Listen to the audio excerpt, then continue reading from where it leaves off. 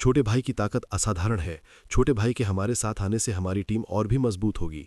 मुझे नीतीश कुमार कहा जाता है और इस भाई का नाम रोहन है। कल्टीवेटर ने एक लंबे और मजबूत कल्टीवेटर की ओर इशारा किया और उनका परिचय देना शुरू कर दिया। कई परिचयों के बाद रुद्रसेन को पता था कि लंबे और मजबूत अधेड़ उम्र के किसान को रोहन कहा जाता है, अधेड़ उम्र की महिला को शकुंतला कहा जाता है, बूढ़ी औरत को दादी सरोज कहा जाता है, पतले बूढ़े को वेद प्रकाश कहा जाता है और युवा किसान को उत्कर्ष कहा जाता है। रुद्रसेन ने डेजी और अपना परिचय दिया। उसने ये नहीं कहा कि डेजी उसकी नौकर थी, उसने कहा कि वह उसकी चचेरी बहन थी। डेजी और रुद्रसेन पूर्वी प्रांत की ईश्वरीय भूमि में किन-यांग संप्रदाय में खेती का अभ्यास कर रहे थे। अब वे अपने रिश्तेदारों से मिलने वापस जा रहे थे, इसलिए उन्हें मैग्नेटिक फॉग लेक को पार करना पड़ा। कुछ ही समय बाद नीतीश कुमार ने जिस ताओवादी पुजारी का उल्लेख किया था वो वापस आ गया। ये ताओवादी पुजारी पतला था और उसकी निगाहें उदास थीं। उसके शरीर ने एक उदास और ठंडी आभा उत्सर्जित की। उसने ताओवादी वस्त्र पहना था और हाथ में घोड़े की पूंछ की विस्क रखी थी। नीतीश कुमार ने इस ताओवादी पुजारी को पहले रुद्रसेन से मिलवाया था और रुद्रसेन जानते थे कि इस ताओवादी पुजारी को ताओवादी पुजारी ध्यानेश कहा जाता है। ताओवादी पुजारी ध्यानेश ये भाई रुद्रसेन हैं और ये भाई सेन के चचेरे भाई डेजी हैं। सेन भाई की ताकत असाधारण है। क्या आपको लगता है कि वो हमारी टीम में शामिल हो सकता है और एक साथ मैग्नेटिक फॉग लेक को पार कर सकता है? ताओवादी पुजारी ध्यानेश ने रुद्रसेन की ओर देखा और सिर हिलाया। चूंकि भाई सन ने उनकी सिफारिश की है तो वो शामिल हो सकते हैं, हालांकि उसे गाइड शुल्क के रूप में 200 स्पिरिट स्टोन्स का भुगतान करना होगा। रुद्रसेन ने सिर हिलाया, 200 स्पिरिट स्टोन निकाले और उन्हें ताओवादी पुजारी ध्यानेश को दे दिए। ताओवादी पुजारी ध्यानेश ने अपने हाथ में स्पिरिट स्टोन्स को तौला, उन्हें दूर रख दिया और कहा, ठीक है, सब लोग सराय में वापस जाओ और 1 घंटे के लिए आराम करो। फिर हम चुंबकीय कोहरे झील के लिए एक ग्रिफिन लेंगे। जब हम पहुंचेंगे तो हम एक नाव लेंगे और चुंबकीय कोहरे की झील को पार करेंगे। सभी लोग रेस्टोरेंट से बाहर चले गए। रुद्रसेन और डेजी समूह के पीछे पीछे उस सराय में गए जहां वे आराम कर रहे थे। राजकुमार, उस व्यक्ति ने डेजी को बहुत असहज महसूस किया। जब वे कमरे में आराम कर रहे थे तो डेजी फुसफुसाई।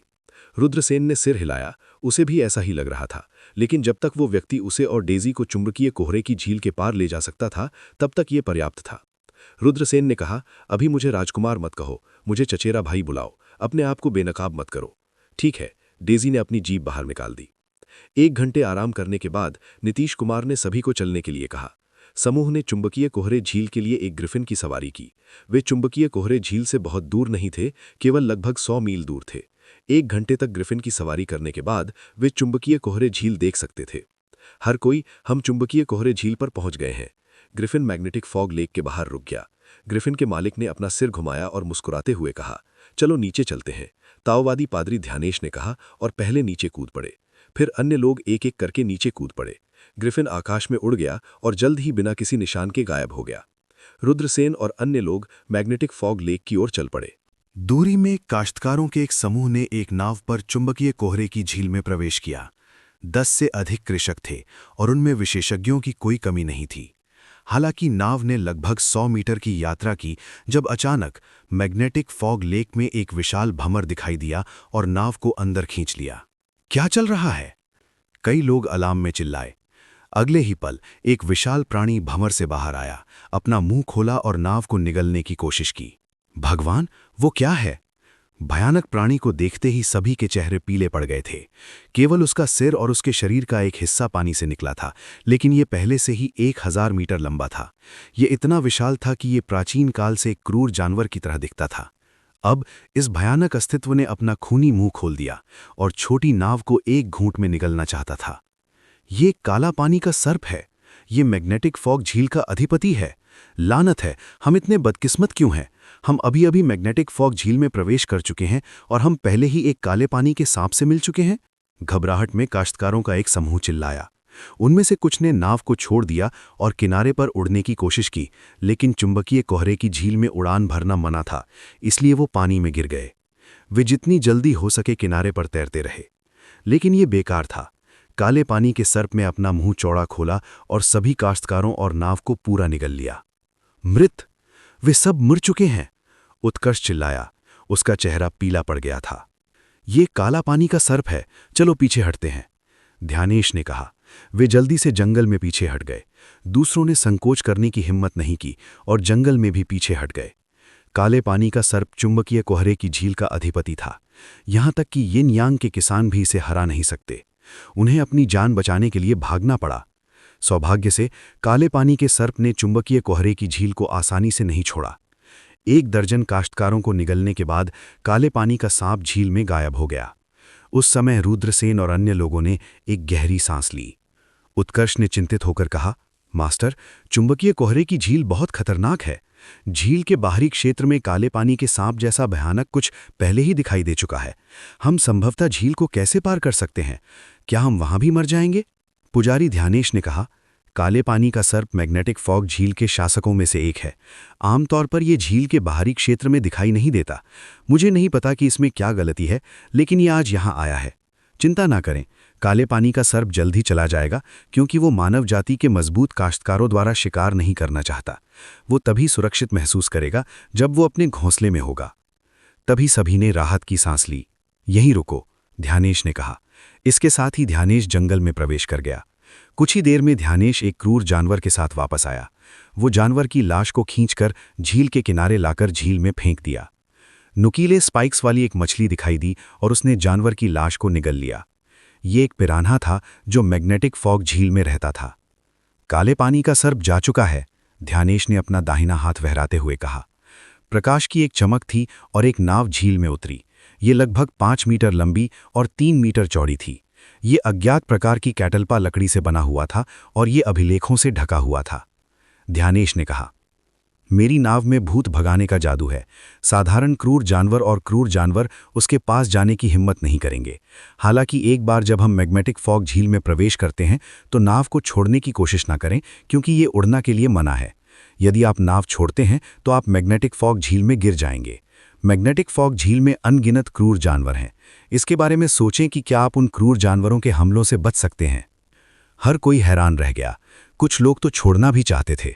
उस समय नीतीश कुमार ने मुस्कुराते हुए कहा, मास्टर ध्यानेश, आप 7-8 बार मैग्नेटिक फॉग झील पर आए हैं और आपको किसी खतरे का सामना नहीं करना पड़ा है। आपके पास वहां पहुंचने का एक गुप्त रास्ता होगा, है ना? ध्यानेश ने सिर हिलाया और कहा, आप कह सकते हैं कि ऐसा है। हर किसी की आंखें चमक उठीं। रोहन ने कहा, फिर हम आप पर भरोसा करेंगे। मैंने आपके पैसे लिए हैं, इसलिए मैं आपकी रक्षा करूंगा। नाव पर चढ़ो, ध्यानेश ने कहा। सभी ने उसे धन्यवाद दिया और नाव पर चढ़ गया। जहां तक छोटी नाव की बात है, वो मैग्नेटिक फॉग झील की ओर डगमगाने लगी। चचेरे भाई, हमारे पीछे देखो, डेजी ने कहा। नाव के पीछे इशारा करते हुए उसका चेहरा पीला पड़ गया था। नाव के पीछे पिरान्हा का एक घना समूह था।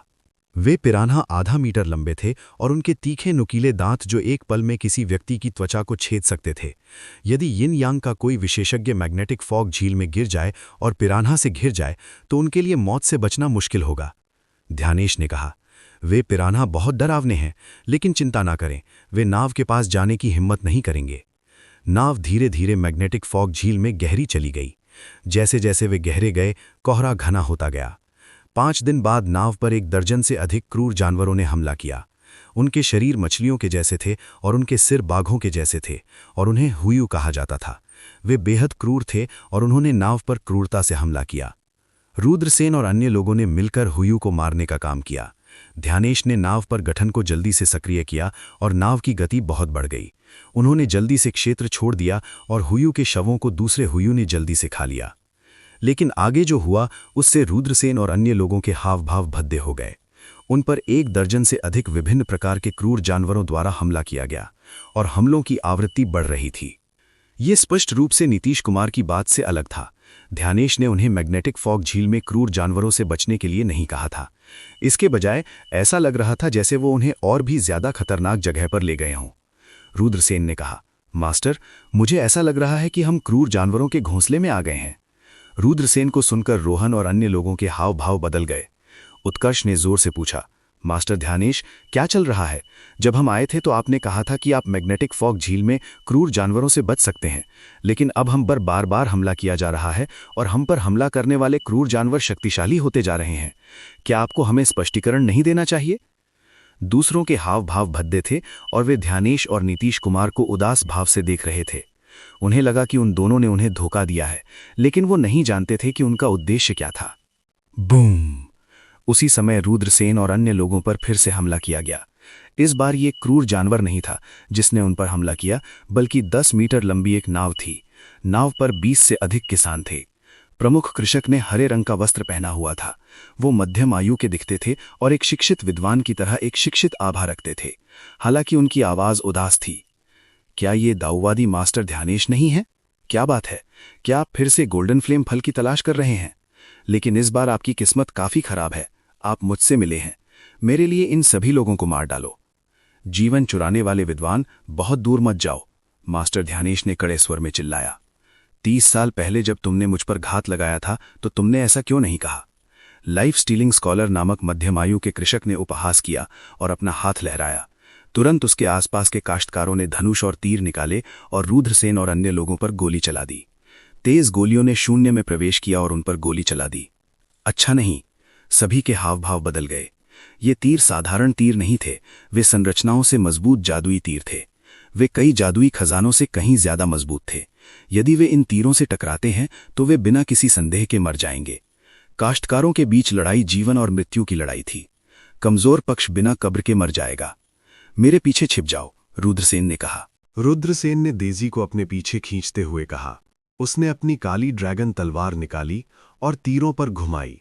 क्लैंग क्लैंग क्लैंग, धातु के टकराने की आवाज सुनी जा सकती थी। रुद्रसेन ने अपनी ओर उड़ रहे तीर को काट दिया।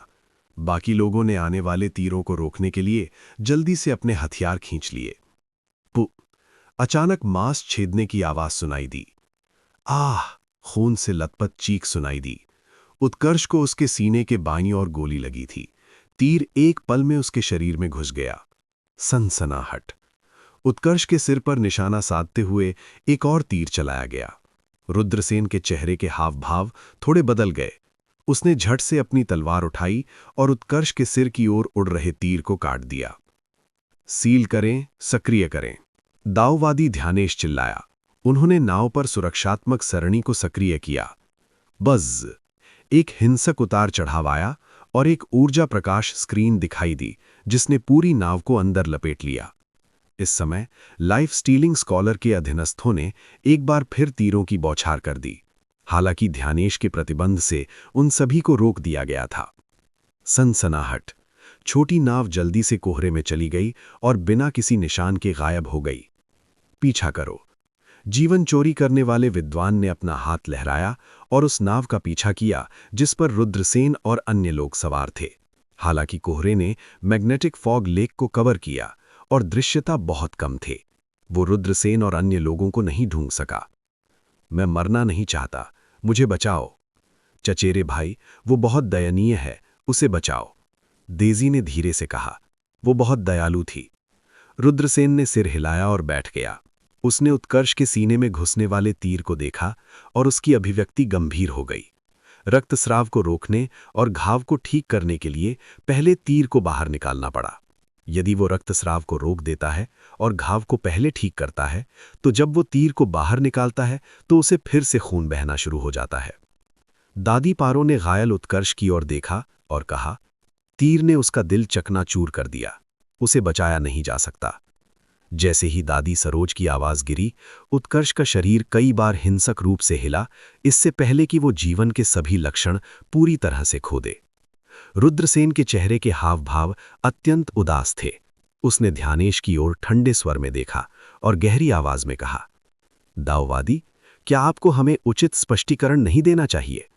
रोहन का चेहरा भी काला पड़ गया। आपने ये कहकर हमसे झूठ बोला कि आप हमें झील के पार ले जाएंगे। आप वास्तव में हमें उस गोल्डन फायर फ्रूट की खोज के लिए ला रहे थे। आप चाहते थे कि हम आपकी तोप का चारा बने, है ना? अधेड़ उम्र की महिला किसान शकुंतला ने नीतीश कुमार को उदास दृष्टि से देखा। उन्होंने ठंडे स्वर में कहा, नीतीश कुमार, हम एक दूसरे को 10 साल से जानते हैं। मुझे उम्मीद नहीं थी कि तुम इतने क्रूर और बेईमान होगे। आपने एक परिचित को भी धोखा दिया। नीतीश कुमार ने अचानक गहरी आवाज में कहा, शकुंतला, तुम बकवास नहीं कर सकती। मैंने तुम्हें कब धोखा दिया? दरअसल दाऊवादी ध्यानेश सभी को मैग्नेटिक फॉग लेक के पार लाना चाहते थे।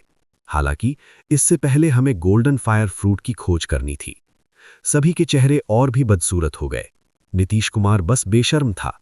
वो वास्तव में सभी को मूर्ख बनाने के लिए इस तरह के अनाड़ी बहाने का उपयोग करने का साहस करता है। दुबले पतले बूढ़े वेद प्रकाश ने उदास होकर कहा, अगर इस मामले में किसी की राय है तो आप अभी नाव से कूद सकते हैं, आपको कोई नहीं रोक रहा है। वेद प्रकाश की बातें सुनने के बाद रुद्रसेन और अन्य लोगों ने चुप रहने का फैसला किया। ऐसा लग रहा था कि वेद प्रकाश की दाववादी ध्यानेश और नीतीश कुमार के साथ भी सांठगांठ थी। रुद्रसेन, रोहन और शकुंतला ने चुपके से नजरों का आदान प्रदान किया। रोहन की आंखों में ठंडी चमक दिखाई दी, मानो वो कोई जुआ खेलना चाहता हो। रोहन के दृष्टिकोण से देखें तो दाववादी ध्यानेश, नीतीश कुमार और वेद प्रकाश के पास 3 लोग थे, जबकि उनके पास दादी सरोज समेत 4 लोग थे। अभी ये अनिश्चित था कि इस युद्ध में कौन जीतेगा और कौन हारेगा। शकुंतला थोड़ी हिचकिचा रही थी, जबकि रुद्रसेन ने अपना सिर हिलाया। यदि वो यहां अकेला होता तो वो रोहन की तरह होता, जो नाव पर नियंत्रण हासिल करने के लिए दाववादी ध्यानेश और अन्य तीनों के साथ मौत से लड़ने की योजना बना रहा था। हालांकि रुद्रसेन के पास अभी भी देजी थी। देजी के पास लगभग कोई खेती नहीं थी। एक बार जब वे लड़े तो दूसरे पक्ष को देजी की जान लेने के लिए केवल एक पाम की आवश्यकता थी।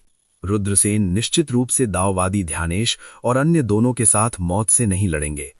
उसने अपना सिर थोड़ा हिलाया। रोहन चुपके से चिंतित था। अंत में वो केवल आहें ही भर सका। दाववादी ध्यानेश ने उदास होकर कहा, कुछ लोगों के मन में कुछ और विचार हैं, लेकिन यह परोपकारी इस सदाचार को सलाह देता है, किसी अन्य विचार को न रखना सबसे अच्छा है, क्योंकि यदि आप किसी अन्य विचार की हिम्मत करते हैं तो केवल मृत्यु इंतजार कर रही है। जैसे ही उनकी आवाज गिरी, दाववादी ध्यानेश के शरीर ने एक अत्यंत भयानक आभा उत्सर्जित की। मार्शल विंग 10वीं स्वर्गीय लेवल। रोहन की आंखों में आश्चर्य की एक छवि दिखाई दी। रुद्रसेन के हाव भाव भी बहुत गंभीर हो गए। ये दाववादी ध्यानेश की खेती बहुत भयानक थी। ये ऐसा कुछ नहीं था जिसके खिलाफ वे संघर्ष कर सकते थे, क्योंकि रोहन की खेती मार्शल किंग क्षेत्र की 5वीं स्वर्गीय परत के बारे में थी और शकुंतला भी उसी क्षेत्र के बारे में थी। दादी सरोज ने अपनी आंखें बंद कर लीं और किसी से संवाद नहीं किया, मानो उनका दाववादी ध्यानेश से निपटने का कोई इरादा ना हो। इतना ही नहीं, दूसरी पार्टी सिर्फ दाववादी ध्यानेश ही नहीं थी, बल्कि नीतीश कुमार और वेद प्रकाश भी थे।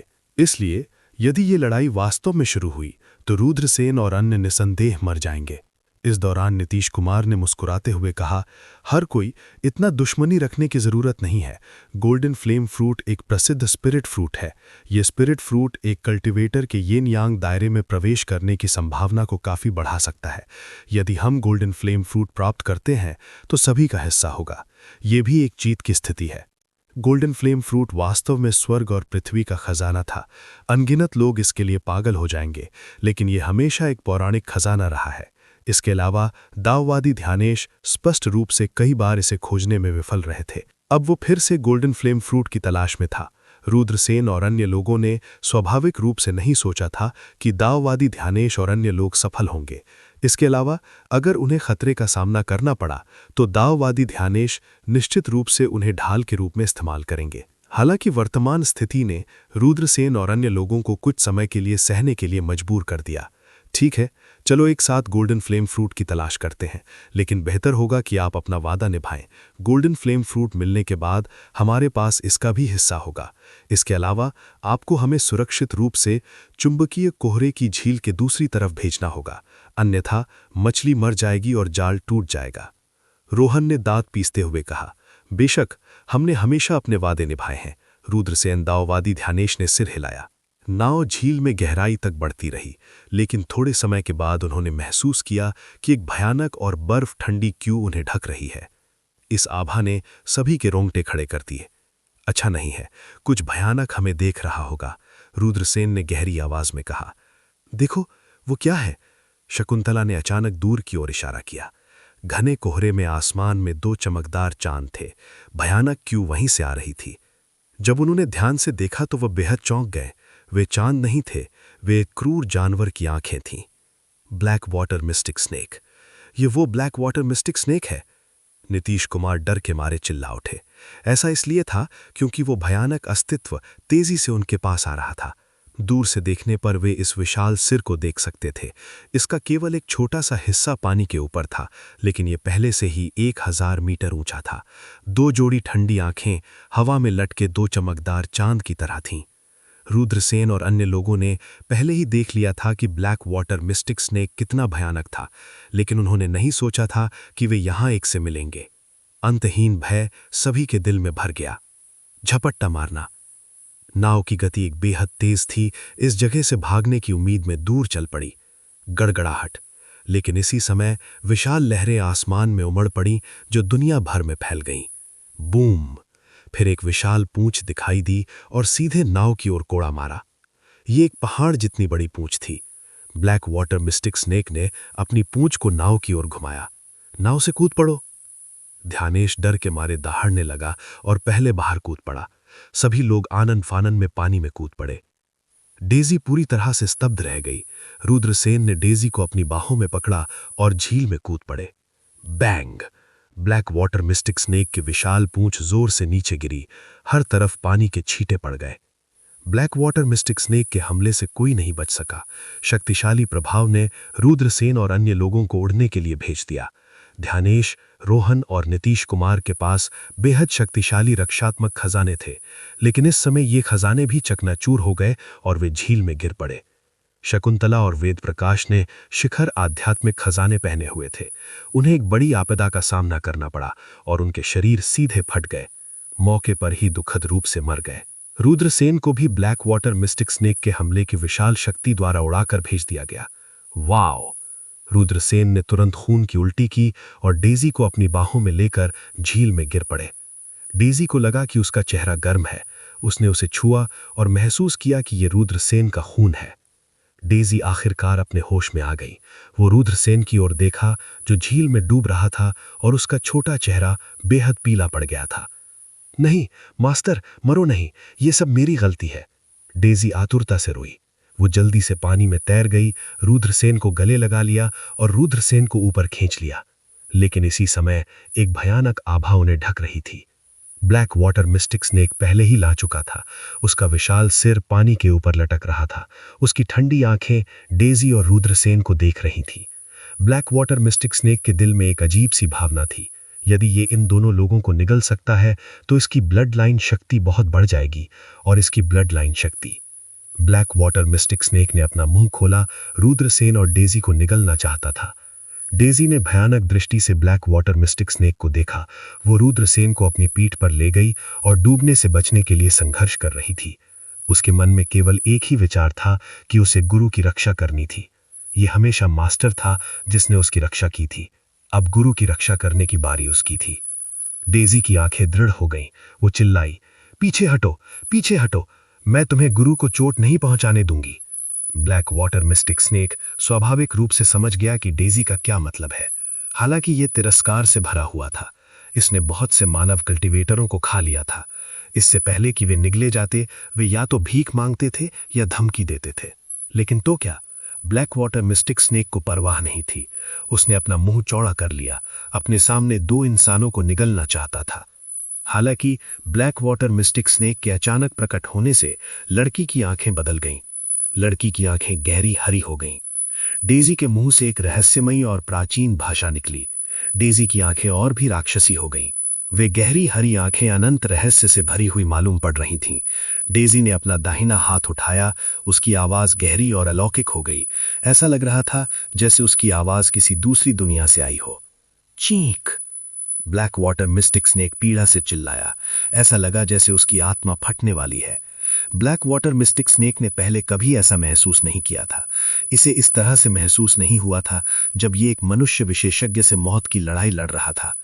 क्यों? ये क्यों हो रहा है? मेरी आत्मा फटने वाली है। ब्लैक वाटर मिस्टिक स्नेक पीड़ा से चिल्लाया। इसकी पहाड़ी पूंछ ने पानी की सतह पर बुरी तरह से थप्पड़ मारा। थप थप थप। 10,000 फीट ऊंची लहरें आसमान में बह गईं। डेजी की गहरी और रहस्यमयी आवाज फिर से सुनाई दी। ब्लैक वाटर मिस्टिक स्नेक ने महसूस किया कि उसकी चोटें और बढ़ गई हैं। ब्लैक वाटर मिस्टिक स्नेक ने पहले कभी इतना भयभीत महसूस नहीं किया था। हाँ, ये डर था। उस लड़की का सामना करते हुए जो इतनी कमजोर लग रही थी कि वो उसे एक पल में कुचल सकती थी, ब्लैक वाटर मिस्टिक स्नेक को अनंत डर लगा। ब्लैक वाटर मिस्टिक स्नेक ने यह भी सोचा था कि ये एक भ्रम है, लेकिन ये वास्तविक था। रहस्यमयी आवाज फिर से सुनाई दी, जैसे ग्रिम रीपर की आवाज। ब्लैक वाटर मिस्टिक स्नेक आतंक में पीछे हट गया। ऐसा लगता था कि उसने कुछ सोचा था। वो अविश्वास में चिल्लाया, गहरी हरी आंखें, स्वर्गीय दैनव आंखें, क्या ये पौराणिक स्वर्गीय दैनव आंखें हैं? वो जो शब्द बुदबुदा रही थी वे सांप की जीभ थीं। ये सही है, ये पौराणिक स्वर्गीय दैनव आंखें और सांप की जीभ ही होनी चाहिए। स्वर्गीय दैनव आंखें और सांप की जीभ क्यों दिखाई देगी? क्या वो पौराणिक आदि सर्प का वंशज है? वहां आदि सर्प का वंशज है जिसने स्वर्गीय दैनव आंखों को जगाया है और सांप की जीभ में महारत हासिल की है। ये डरावना है, वास्तव में डरावना है। यदि वो अपने रक्त में दिव्य शक्तियों की स्मृति को फिर से प्राप्त कर सकती है, यदि वो स्वर्गीय दैनव आंखों और सांप की जीभ की सच्ची शक्ति में महारत हासिल कर सकती है, तो स्वर्ग में उसके सामने कौन खड़ा हो सकता है? पूर्वज आदि सर्प, किंवदंती थी कि वो दुनिया की शुरुआत में पैदा हुआ था। आर्कियन ड्रैगन स्क्यू एलिफेंट के साथ ही पैदा हुआ था। वो कितना भयानक था! पूर्वज आदि सर्प की सबसे भयानक क्षमताएं पौराणिक स्वर्गीय दैनव आंखें और सांप की जीभ थीं। ये दो अकल्पनीय क्षमताएं थीं। कोई नहीं जानता था कि स्वर्गीय दैनव आंखें और सांप की जीभ कितनी भयानक थीं, क्योंकि जिन लोगों ने उन्हें देखा था वे पहले ही मर चुके थे। Boom! Black water mistake snake रुकने की हिम्मत नहीं की। ये मैग्नेटिक फॉग लेक में गोता लगाता है और गायब हो जाता है। ब्लैक वाटर मिस्टिक स्नेक के भागने के बाद डिजी की गहरी हरी आंखें सामान्य हो गईं। क्या हुआ? ब्लैक वाटर मिस्टिक स्नेक क्यों भाग गया? सर उठो, सिस्को, ये सब मेरी गलती है, ये सब मेरी गलती है। रुद्रसेन को रोने की आवाज सुनाई दे रही थी। फिर उसने महसूस किया कि उसके मुंह के कोने से कुछ टपक रहा है। इसका स्वाद नमकीन था। मुझे लगता है कि मुझ पर ब्लैक वाटर सर्प ने हमला किया था। क्या मैं मर चुका हूं? अचानक उसके मन में एक विचार आया। रुद्रसेन मरना नहीं चाहते थे। बहुत सी चीजें थीं जो वो करना चाहते थे, लेकिन उस समय रुद्रसेन का सामना ब्लैक वाटर के रहस्यमय सांप से हुआ था। उसके बचने का कोई रास्ता नहीं था। रुद्रसेन बेहद थके हुए थे। वो सो जाना चाहते थे। वो धीरे धीरे अनंत मात्रा के अंधेरे से घिरा हुआ था। लेकिन उस पल में दुखद चीखें एक बार फिर अनंत अंधेरे में गूंज उठीं। सर उठोगे? क्या आप उठेंगे? मैं आपसे विनती करता हूं सर, मुझे अकेला मत छोड़ो। ओह डीजी, मैं रो रहा हूं। क्या मैं मरा नहीं? मैं डीजी की सिसकी क्यों सुन रहा हूं?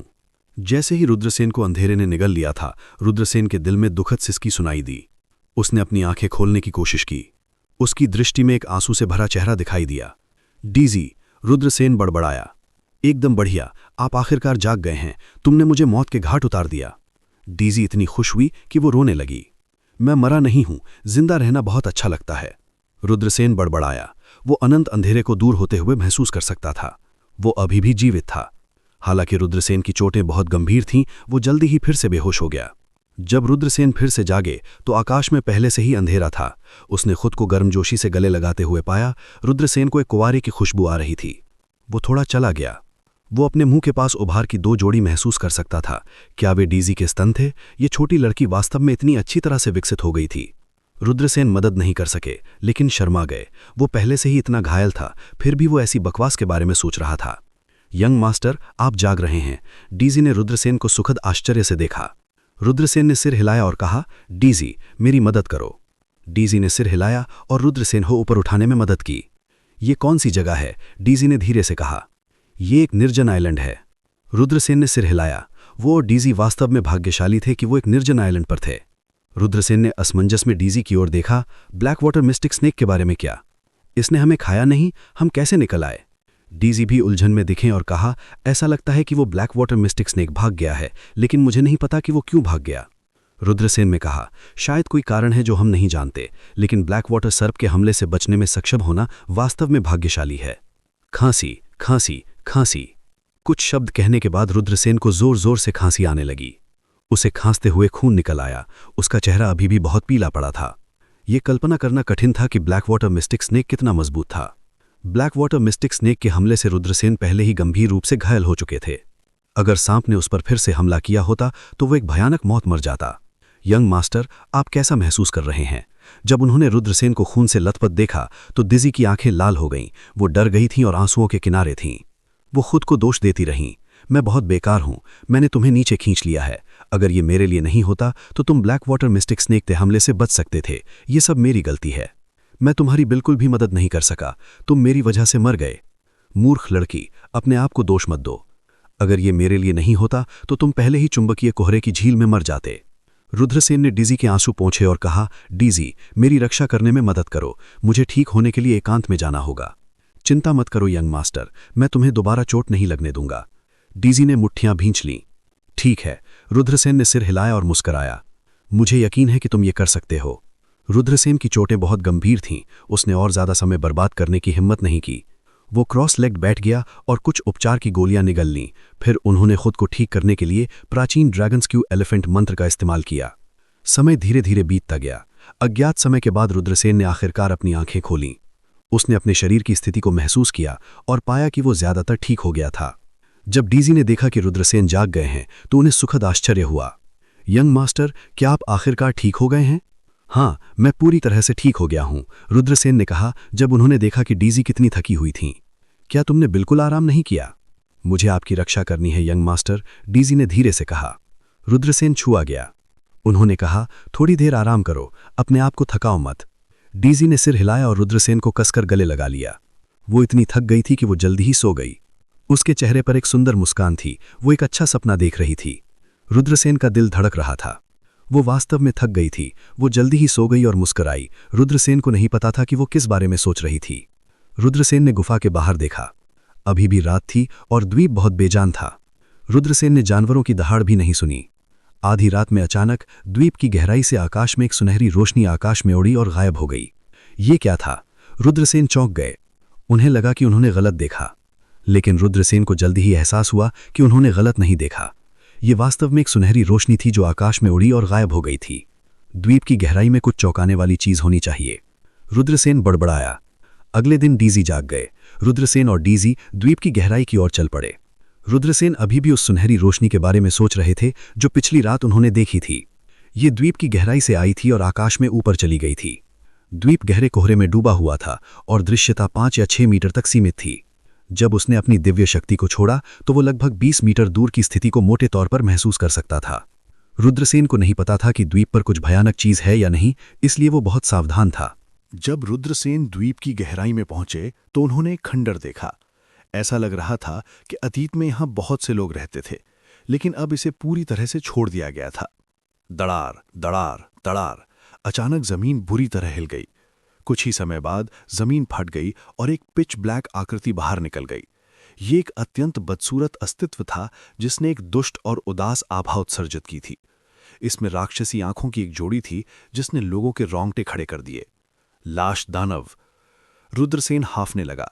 ये एक पौराणिक लाश दानव था।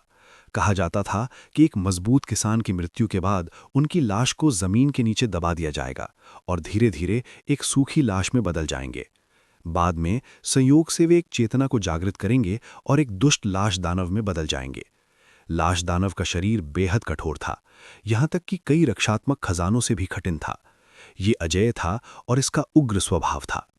लाश दानव को जमीन से बाहर निकलते देख रुद्रसेन ने जल्दी से डेज़ी को खींच लिया और एक पेड़ के पीछे छिप गए। उसने अपने हाथों से उनकी नाक ढक ली। रुद्रसेन ने सांस लेने की भी हिम्मत नहीं की क्योंकि लाश दानव उनकी सांस की हल्की आवाज को महसूस कर सकता था। लाश दानव के जमीन से बाहर निकलने के बाद उसने अपनी उदास हरी आंखों से चारों ओर देखा। अंत में ये दहाड़ता है और खंडहरों की गहराई में भाग जाता है। सर, वो किस तरह का राक्षस था? ज़ॉम्बी के जाने के बाद डेज़ी का चेहरा अभी भी बहुत पीला था। उसने उस भयानक आभा को याद किया जो ज़ॉम्बी ने उत्सर्जित की थी और महसूस किया कि उसकी आत्मा कांप रही है। वो एक ज़ॉम्बी था। एक पावर हाउस की मृत्यु के बाद उसका शरीर एक सूखी लाश में बदल गया, लेकिन किसी कारण से उसके बुरे विचार जाग गए। रुद्रसेन ने समझाया, सर, ये जगह बहुत डरावनी है, चलिए चलते हैं, डेज़ी ने कहा, थोड़ा डरा हुआ। द्वीप की गहराई में एक ज़ॉम्बी दिखाई दिया था। रुद्रसेन भी जाना चाहते थे। उसने सिर हिलाया और डेज़ी के साथ जाने ही वाला था कि उसने अचानक द्वीप की गहराई में एक सुनहरी रोशनी दिखाई दी। भले ही सफेद कोहरा था, सुनहरी रोशनी को छिपाना मुश्किल था। वो है, रुद्रसेन चौंक गए। पिछली रात जो सुनहरी रोशनी उन्होंने देखी थी वो फिर से प्रकट हो गई थी। रुद्रसेन ने अपना मन बदल लिया। वो जाकर देखना चाहता था। सुनहरी रोशनी असाधारण थी, शायद ये कुछ चौंकाने वाला था। रुद्रसेन ने अपना मन बदल लिया। वो द्वीप की गहराई का पता लगाना चाहता था। ये जीवन में एक बार मिलने वाला अवसर था। यहां तक कि अगर वो एक ज़ॉम्बी का सामना करता है तो रुद्रसेन का मानना था कि अपनी गति के साथ वो डेज़ी के साथ भी इसे हिला सकता है। सर, वो सुनहरी रोशनी क्या है? डेज़ी ने उत्सुकता से पूछा जब उसने सुनहरी रोशनी देखी। रुद्रसेन ने कहा, शायद ये कुछ चौंकाने वाला खजाना है, चलो देखते हैं। ठीक है, डेज़ी ने सिर हिलाया। डेज़ी ने सिर हिलाया। भले ही उसने अभी खेती के संपर्क में आना शुरू किया था, लेकिन जो उसने देखा और सुना था उसके प्रभाव में वो जानती थी कि आकस्मिक मुठभेड़ों को ढूंढना मुश्किल था। यदि उसे एक आकस्मिक मुठभेड़ का सामना करना पड़ा और उसने उसे पकड़ नहीं लिया तो उसे अपने पूरे जीवन के लिए पछतावा हो सकता है। द्वीप की गहराई में सुनहरी रोशनी आसमान में उड़ गई। कोई फर्क नहीं पड़ता कि ये क्या था, ये चौंकाने वाला था। रुद्रसेन ने अपनी दिव्य इच्छा को फैलाया और अपनी पूरी ताकत से जांच की। वो 28 मीटर के दायरे में हर चीज को मोटे तौर पर समझ सकता था। डेज़ी ने रुद्रसेन की आस्तीन पकड़ ली। वे दोनों खंडहलों में गहराई में चले गए। भसभुसाहट। अचानक उनके सामने एक हिंसक उतार चढ़ाव आया, जिसके बाद लड़ाई की आवाज आई। रुद्रसेन चौंक गए।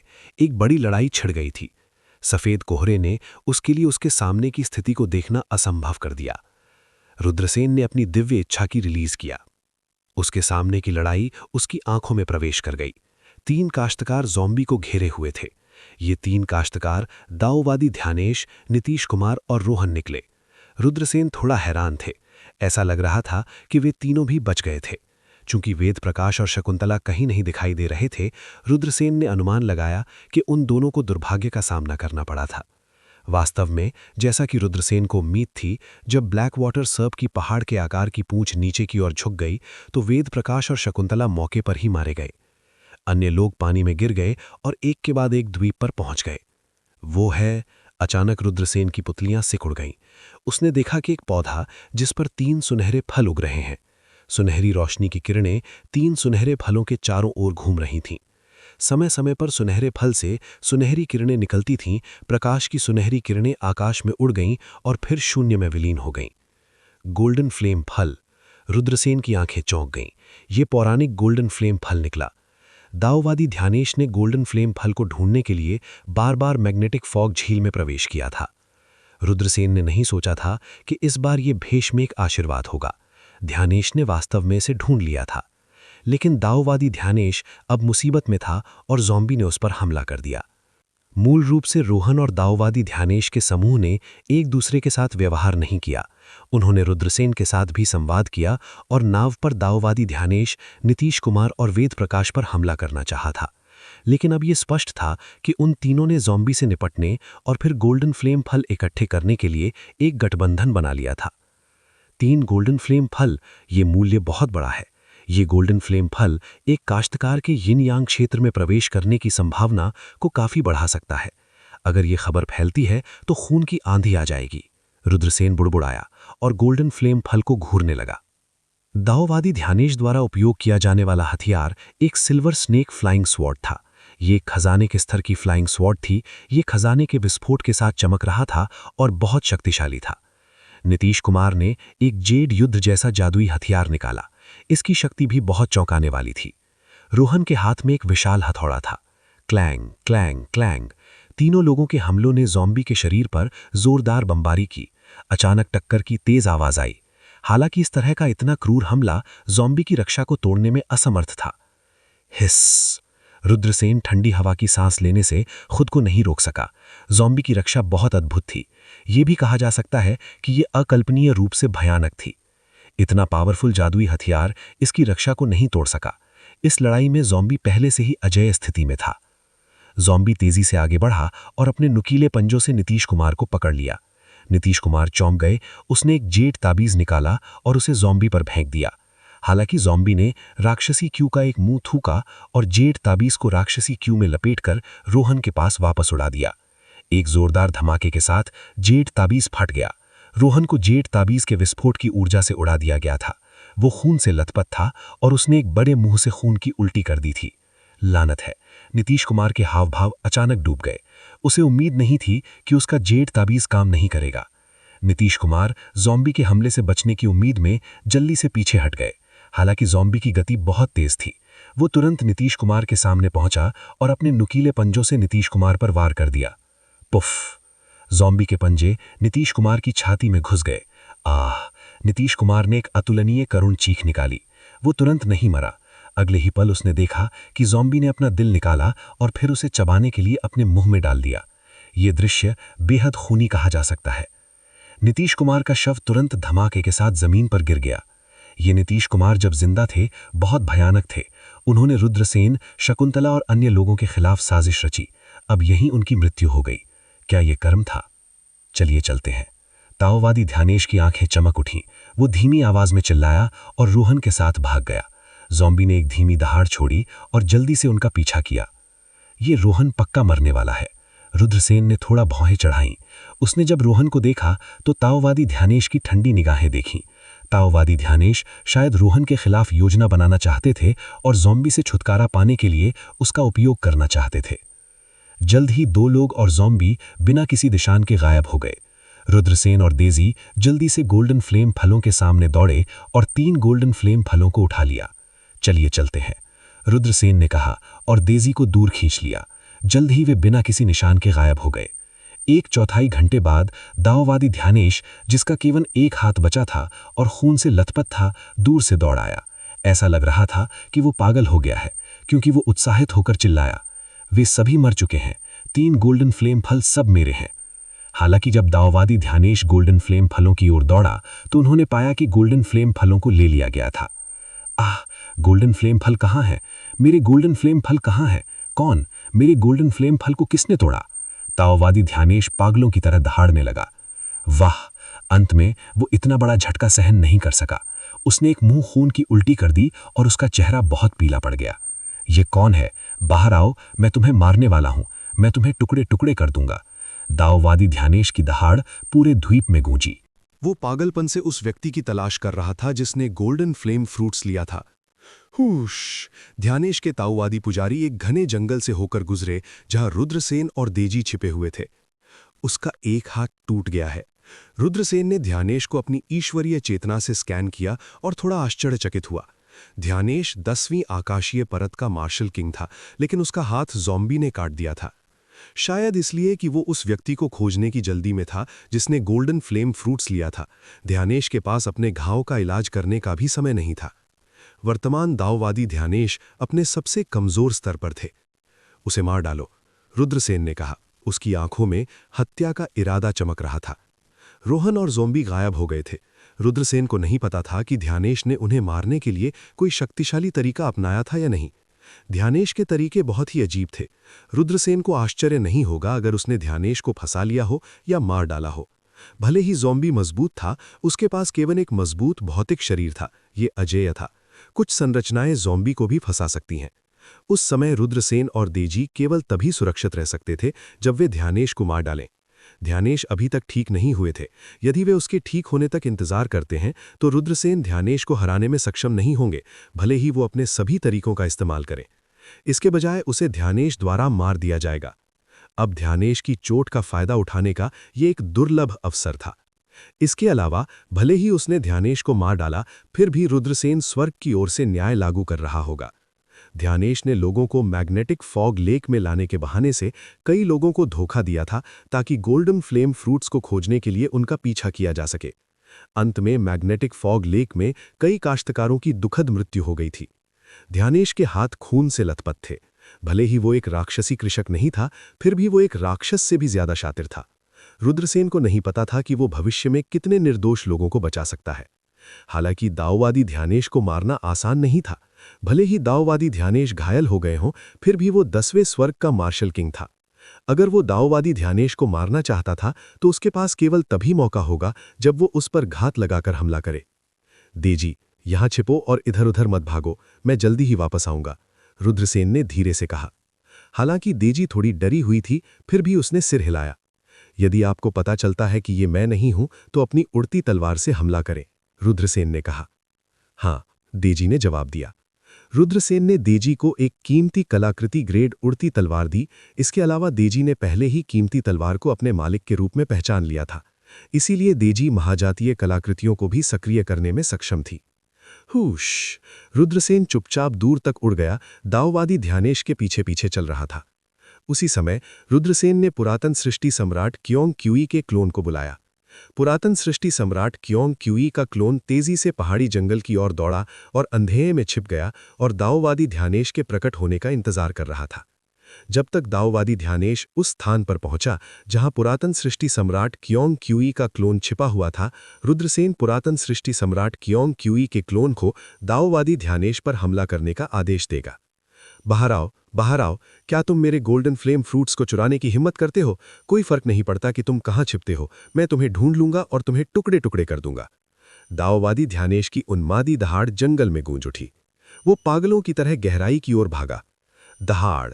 जैसे ही दाओवादी ध्यानेश चट्टानों के ढेर के पास से गुजरा, पुरातन सृष्टि सम्राट क्योंग क्यूई का क्लोन जो चट्टानों के बगल में छिपा हुआ था, बिजली की तरह तेजी से दाओवादी ध्यानेश की ओर दौड़ा और उसने अपना खून से लथपथ मुंह खोला और दाओवादी ध्यानेश के सिर की ओर काटा। दाओवादी ध्यानेश वास्तव में 10वें स्वर्ग के मार्शल किंग होने के योग्य थे। इस अचानक हमले का सामना करते हुए उनकी प्रतिक्रिया अत्यंत तेज थी। जब उसने पुरातन सृष्टि सम्राट क्योंग क्यूई का क्लोन देखा तो वो तुरंत दहाड़ने लगा। एक सामान्य पशु मुझ पर हमला करने की हिम्मत? तुम मौत को डेट कर रहे हो। दाओवादी ध्यानेश सोचता था कि पुरातन सृष्टि सम्राट क्योंग क्यूई का क्लोन एक सामान्य क्रूर पशु था। वास्तव में ये बहुत सामान्य था। आखिरकार पुरातन सृष्टि सम्राट क्योंग क्यूई का क्लोन बिल्कुल एक क्रूर पशु की तरह दिखता था। दाओवादी ध्यानेश दाईं ओर चला गया और पुरातन सृष्टि सम्राट क्योंग क्यूई के क्लोन को चकमा दे दिया। फिर उसने अपना हाथ लहराया और पुरातन सृष्टि सम्राट क्योंग क्यूई के क्लोन पर मुक्का मारा। भैम! दबी हुई टक्कर की आवाज के साथ दाओवादी ध्यानेश का पावरफुल मुक्का पुरातन सृष्टि सम्राट क्योंग क्यूई के क्लोन पर जोर से गिरा। दाओवादी ध्यानेश का चेहरा मूल रूप से क्रूर मुस्कान से भरा हुआ था, लेकिन उस समय वो आश्चर्यचकित लग रहा था। वो क्रूर पशु मांस और रक्त से नहीं बना था। ये एक क्लोन है, अच्छा नहीं है। दाओवादी ध्यानेश के हाव भाव बदल गए और वो पीछे हटना चाहते थे। आह! अगले ही पल दाओवादी ध्यानेश ने एक दर्दनाक दहाड़ निकाली। मेरा सिर फटने वाला है। एक आत्मा हमला। किसने मुझ पर घात लगाया था? दाओवादी ध्यानेश ने अपना सिर जोर से पीटा। वो वास्तव में अपना सिर खोलना चाहता था। इस अनुत्वीय दर्द ने दाओवादी ध्यानेश को ऐसा महसूस किया कि वो जिंदा रहने से मर जाना बेहतर है। हुश! उसी समय एक कीमती उड़ती तलवार सफेद कोहरे से दाओवादी ध्यानेश की ओर उड़ी। रुद्रसेन ने खुद को नहीं दिखाया। उसने अंधेरे में छिपने और दाओवादी ध्यानेश पर हमला करने के लिए अपनी उड़ती तलवार निकाली। दाओवादी ध्यानेश की खेती बहुत मजबूत थी। वो नहीं जानता था कि दाओवादी ध्यानेश के पास कोई भयानक गुप्त तकनीक थी या नहीं। अगर वो बहुत पास आ गया तो उसे दाओवादी ध्यानेश द्वारा मार दिया जा सकता है। वो दाओवादी ध्यानेश को मारने गया और असफल रहा। इसके बजाय उसे दाओवादी ध्यानेश द्वारा मार दिया गया। ये बहुत दुखद था। अब दाओवादी ध्यानेश की चोट का फायदा उठाने का ये एक दुर्लभ अवसर था। उड़ती तलवार! दाओवादी ध्यानेश का चेहरा मुड़ गया। मुझे पता है कि ये तुम हो, रुद्रसेन, ये तुम हो। तुम छोटे, मैंने तुम्हारी आभा महसूस की। तुमने ही मुझ पर घात लगाया था। यदि तुम मुझे मारना चाहते हो तो ये इतना आसान नहीं होगा। मैं तुम्हें पकड़ लूंगा और तुम्हें टुकड़े टुकड़े कर दूंगा।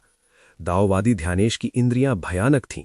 उसने रुद्रसेन को पास छिपा हुआ महसूस किया। उसने एक दहाड़ निकाली। उसकी निगाह बेहद भयानक थी। बूम! दाओवादी ध्यानेश के शरीर ने एक शक्तिशाली आभा का उत्सर्जन किया। उन्होंने रुद्रसेन की आत्मा के हमले से खुद को बचाने के लिए इसका इस्तेमाल किया। उसी समय दाओवादी ध्यानेश ने अपने सिर में दर्द को सहन किया और उड़ती हुई तलवार की ओर हथेली से वार किया। दहाड़! 2 सिर वाले क्योंग क्यूई की दहाड़ ने आकाश को हिला दिया। जैसे ही वो दाओवादी ध्यानेश की ओर झपट पड़ी। पांव मारना! दाओवादी ध्यानेश वास्तव में भयानक थे। एक दहाड़ के साथ उसने एक विशाल ध्वनि तरंग हमला किया। शक्तिशाली ध्वनि तरंग बह गई और बेरहमी से 2 सिर वाले क्योंग क्यूई पर प्रहार किया। 2 सिर वाले क्योंग क्यूई के विशाल शरीर को तुरंत उड़ते हुए भेज दिया गया। उसी समय दाओवादी ध्यानेश उड़ती तलवार को पकड़ने के लिए आगे बढ़े। सुप्रशिक्षित दाओवादी ध्यानेश ने उड़ती हुई तलवार पकड़ ली और उपहास किया, बच्चे, उड़ने वाली तलवार मुझे नहीं मार सकती, तुम मर चुके हो। हम। जैसे ही दाओवादी ध्यानेश आत्मसंतुष्ट महसूस कर रहे थे, उनके पीछे का सफ़ेद कोहरा अलग हो गया। एक आकृति बिजली की तरह तेज दिखाई दी और तलवार से दाओवादी ध्यानेश की ओर वार की। ये रुद्रसेन था। वो दाओवादी ध्यानेश के पीछे छिप गया था और उसने एक निश्चित हमला किया था। अब जबकि दाओवादी ध्यानेश ने एक हाथ खो दिया था और उसकी आत्मा गंभीर रूप से घायल हो गई थी, तो उसकी युद्ध शक्ति तेजी से कम हो गई थी। अब जब वो दाओवादी ध्यानेश के सामने था, तो दाओवादी ध्यानेश के पास उससे निपटने के लिए अपने जादुई खजाने का उपयोग करने का समय नहीं था। वो केवल अपने शरीर पर भरोसा कर सकता था। ये रुद्रसेन के लिए मौका था। बच्चे, तुम आखिरकार प्रकट हो गए, ये तुम्हारे मरने का समय है। दाओवादी ध्यानेश ने उपहास किया। वो बहुत तेजी से घूम गया। हालांकि उसके पास अपने जादू के खजाने का उपयोग करने का समय नहीं था, लेकिन दाओवादी ध्यानेश अपने हमले के बारे में चिंतित नहीं थे। उन्होंने सीधे अपनी हथेली को रुद्रसेन की तलवार पर थपथपा दिया। दाओवादी ध्यानेश अपने हमले को लेकर काफी आश्वस्त थे। उसकी पृथ्वी ऊर्जा उसके शरीर की रक्षा करने के साथ साधारण जादू के खजाने के लिए उसकी रक्षा को तोड़ना बहुत मुश्किल था। हालांकि दाओवादी ध्यानेश को नहीं पता था कि रुद्रसेन की तलवार ब्लैक ड्रैगन तलवार थी। यहां तक कि एक कीमती हथियार को भी ब्लैक ड्रैगन तलवार से आधा काट दिया जाएगा। मांस और खून के शरीर की तो बात ही छोड़ दें। ब्लैक ड्रैगन तलवार बेरहमी से नीचे गिरी, जिसने तुरंत दाओवादी ध्यानेश की सुरक्षात्मक पृथ्वी ऊर्जा को तोड़ दिया। असंभव! दाओवादी डर से चिल्लाए। वो जल्दी से पीछे हट गए, लेकिन तब तक बहुत देर हो चुकी थी। रुद्रसेन की अभिव्यक्ति उदासीन थी। कुछ भी असंभव नहीं है। ब्लैक ड्रैगन तलवार के नीचे मरना ऐसी चीज नहीं है जिसे आप मरना चाहते हैं। कश! रुद्रसेन की शक्तिशाली तलवार ने ध्यानेश का हाथ काट दिया और फिर उसकी तलवार ने ध्यानेश का सिर काट दिया। ब्लैक ड्रैगन तलवार तो ये खजाना है। ये ईश्वरीय तलवार मैनुअल से एक कीमती तलवार है। मैं शांति से नहीं मर सकता। दाओवादी ध्यानेश चिल्लाया और जमीन पर गिर गया। वो कई बार ट्विचिंग करता है और मर जाता है। ओह! दाओवादी ध्यानेश की लाश को देखकर रुद्रसेन ने चैन की सांस ली। वो बेहद भाग्यशाली था कि वो दाओवादी ध्यानेश को मारने में सफल रहा। अगर दाओवादी ध्यानेश को भारी चोट नहीं आई होती और उन्होंने अपने प्रतिद्वंद्वी को कम नहीं आंका होता, तो उसे मारना उतना ही कठिन था जितना कि स्वर्ग पर चढ़ना। रुद्रसेन जल्दी से दाओवादी ध्यानेश के पास गए और उनकी संग्रह अंगूठी ले ली, फिर जल्दी से चले गए। डेजी! जंगल में वापस रुद्रसेन ने धीरे से पुकारा, सर, मैं यहां हूं। डेजी एक चट्टान के पीछे से भागा। चलिए, रुद्रसेन ने कहा और डेजी के साथ चले गए। वे उस गुफा में लौट आए जहां उन्होंने पहले आराम किया था। सर, क्या आप घायल हैं? डेजी ने रुद्रसेन को चिंतित होकर देखा। मैं ठीक हूं, रुद्रसेन मुस्कुराए और दाओवादी ध्यानेश से मिली संग्रह अंगूठी निकाली। दाओवादी ध्यानेश कई वर्षों से मैग्नेटिक फॉग लेक में थे और उन्होंने कई कल्टिवेटर्स को गोल्डन फ्लेम फ्रूट की तलाश में झील में प्रवेश करने के लिए अपना तोप चारा बनने के लिए धोखा दिया था। रुद्रसेन ने अनुमान लगाया कि दाओवादी ध्यानेश के पास कई अच्छी चीजें होनी चाहिए। रुद्रसेन की आध्यात्मिक भावना ने दाओवादी ध्यानेश की संग्रह अंगूठी में प्रवेश किया और पाया कि ये आकार में लगभग 10 वर्ग मीटर था, जो उनकी अपनी आत्मा की अंगूठी के आकार से दुगने से भी अधिक था। इतनी बड़ी संग्रह अंगूठी अत्यंत मूल्यवान थी। भंडारण अंगूठी में स्पिरिट स्टोन के 10 से ज्यादा बॉक्स थे। निम्न श्रेणी के स्पिरिट स्टोन थे, निम्न श्रेणी के स्पिरिट स्टोन और उच्च श्रेणी के स्पिरिट स्टोन थे। इसके अलावा 10 से ज्यादा जादुई खजाने भी थे। एक खजाना ग्रेड उड़ती हुई तलवार थी, जो सबसे मूल्यवान जादू का खजाना था। बाकी अधिकतर जादुई खजाने थे और 3 आत्मा के खजाने भी थे। इसके अलावा रुद्रसेन को 10 से ज्यादा गुप्त मैनुअल भी मिले और 2 गठन पुस्तकें भी मिली। क्या दाओवादी ध्यानेश एक फॉर्म मास्टर थे? आश्चर्यजनक बात यह है कि नियोजन मंत्रों पर किताबें थीं। रुद्रसेन ने उनकी जांच की और पाया कि वे सभी पीले स्तर की नियोजन पुस्तकें थीं। उनके लिए वे बहुत उपयोगी नहीं थीं, लेकिन नियोजन पुस्तकें अत्यंत दुर्लभ थीं। यहां तक कि पीले स्तर की नियोजन पुस्तकें भी आसमानी मूल्य पर बेची जा सकती हैं। दर्जनों विभिन्न प्रकार के तावीज़ भी थे। उनमें से शक्तिशाली आक्रामक तावीज़ों की कोई कमी नहीं थी। इन तावीज़ों को भी स्पिरिट एरे मास्टर द्वारा परिष्कृत किया गया था। विकृत रूनों ने तावीज़ों में एक शक्तिशाली शक्ति जोड़ दी। दाओवादी ध्यानेश की संग्रह अंगूठी में अभी भी कई 100 प्रकार के बहुमूल्य अमृत थे। रुद्रसेन ने पाया कि 10,000 साल से अधिक पुराने अमृत थे। रुद्रसेन ने गुप्त रूप से सोचा कि इस दाववादी ध्यानेश ने बहुत सारी अच्छी चीजें इकट्ठी की हैं, यहाँ तक कि प्राचीन शक्तियों के उत्तराधिकारियों के लिए भी ऐसी संपत्ति रखना मुश्किल होगा। ये क्या है? अचानक रुद्रसेन का ध्यान एक स्क्रोल की ओर गया। एक ही विचार के साथ स्क्रोल उड़ गया। रुद्रसेन ने स्क्रोल को पकड़ा और इसे खोला। उसने देखा कि ये एक नक्शा है। नक्शे में मैग्नेटिक फॉग लेक को बहुत विस्तार से दर्शाया गया है। मैग्नेटिक फॉग लेक के भीतर क्रूर वन्यजीवों के स्थानों को भी स्पष्ट रूप से चिन्हित किया गया है। ये एक नक्शा है। क्या हम यहाँ हैं? डेजी ने एक स्थान की ओर इशारा किया। रुद्रसेन ने सिर हिलाया। वहां एक पंक्ति लिखी गई थी, ये क्षेत्र ब्लैक वाटर मिस्टिक स्नेक का घोंसला है। ये अत्यंत खतरनाक है। लानत है। जब उन्होंने उन शब्दों को देखा तो उन्हें शाप देने के अलावा कुछ नहीं सूझा। वो दाववादी ध्यानेश के बारे में, ब्लैक वाटर मिस्टिक स्नेक के घोंसले के बारे में जानते थे। दाववादी ध्यानेश ने इससे पहले शायद कभी इस क्षेत्र की खोज नहीं की थी, इसलिए वो यहाँ आने का जोखिम उठाया था और उनका सामना ब्लैक वाटर मिस्टिक स्नेक से हुआ था। रुद्रसेन और अन्य लोगों ने सोचा था कि उनकी किस्मत खराब थी कि उनका सामना सांप से हुआ। इसे अशुभ कैसे माना जा सकता है? वे ब्लैक वाटर मिस्टिक स्नेक के घोंसले में आए थे, इसलिए इस बात की संभावना बहुत अधिक थी कि उन्हें सांप ने खोज लिया था। नक्शे के साथ हम अपना रास्ता खोज लेंगे, लेकिन हमें एक नाव की आवश्यकता है। रुद्रसेन ने भौएं सिकोड़ लीं। जब रुद्रसेन द्वीप की गहराई में पहुंचे तो उन्होंने एक खंडार देखा। ऐसा लग रहा था कि अतीत में यहां बहुत से लोग रहते थे, लेकिन अब इसे पूरी तरह से छोड़ दिया गया था। दरार दरार दरार। अचानक जमीन बुरी तरह हिल गई। कुछ ही समय बाद जमीन फट गई और एक पिच ब्लैक आकृति बाहर निकल गई। ये एक अत्यंत बदसूरत अस्तित्व था जिसने एक दुष्ट और उदास आभा उत्सर्जित की थी। इसमें राक्षसी आंखों की एक जोड़ी थी जिसने लोगों के रोंगटे खड़े कर दिए। लाश दानव। रुद्रसेन हांफने लगा।